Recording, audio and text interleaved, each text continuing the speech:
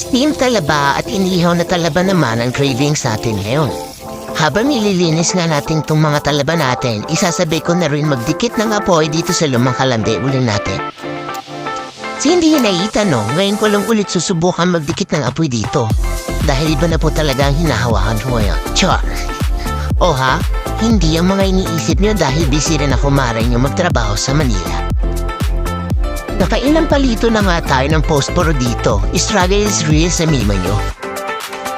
Mabuti na nga rin at tumatik na si tatay at siya na talaga ang nagdikit ng apoy gamit ang kayakas ng nyog. E di napatatip ang buhay ko. Kaya pagkalingas talaga ng aking kalan, sinimulan ko na rin ihawin ang mga kabibing ito. Nakita niya naman na unti-unti nang naluluto ang ating kabibe. Excited na nga rin dito ang aking anak lalo na at nilagyan ko pa ng cheese ang ating kabibe. Tawag na nga ang aking nanay at kakain na din daw kami. Aba, pagkakito ko mukhang matatapos na sila kumain.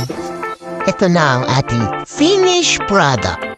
Sa tagal at hirap ko sa paglilinis at pagdidikit pa lang ng apoy, parang dinaanan naman ng bagyo sa bilis mga kumain.